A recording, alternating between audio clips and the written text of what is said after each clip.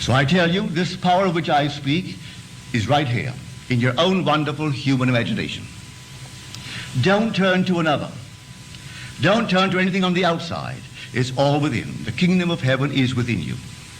And God is in his heaven.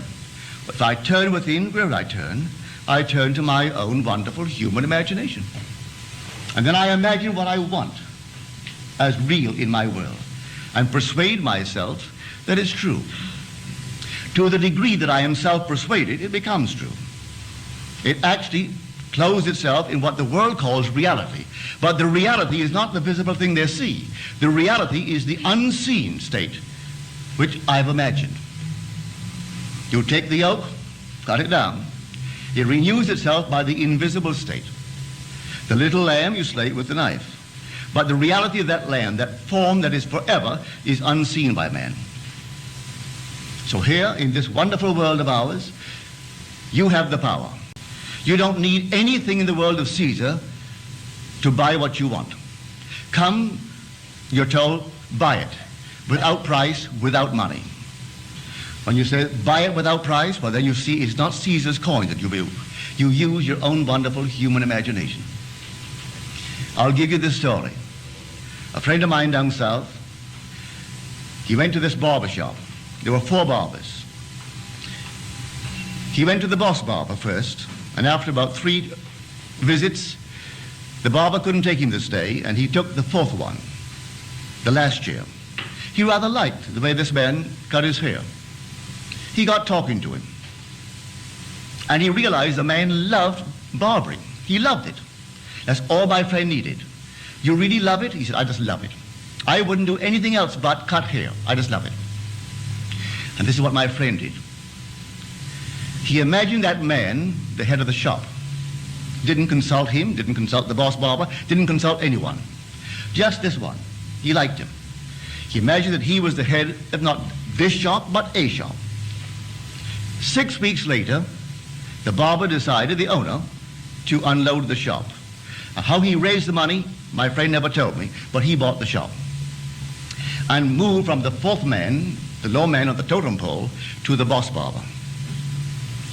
In the last year, this one so loves it, he came here to the city about 2 months ago. There was some meeting here, a contest among barbers.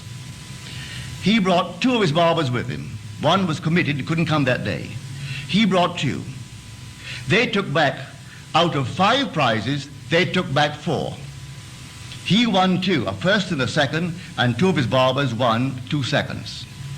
He just entered another contest of the entire region, that is the 7 western states, and he won it, plus $1,000. The big plaque is now on his wall, all because of my friend's use of imagination. This man has a terrific control of this power. He's an advertising agent. About, I would say, the early part of this year, his boss said to him, this is our best account, and I don't want to lose it. But you know, the industry today is on the skids, and we must do something to pull it up. Well, he sat down, he said, now, if imagining creates reality, my only problem would be to face these men who believe themselves so wise and persuade them to let me go all out with my campaign from the premise that is already an accomplished fact. I can't advertise that this thing is possible. I've got to say it has been tried and proven in my ads. He worked out the entire thing.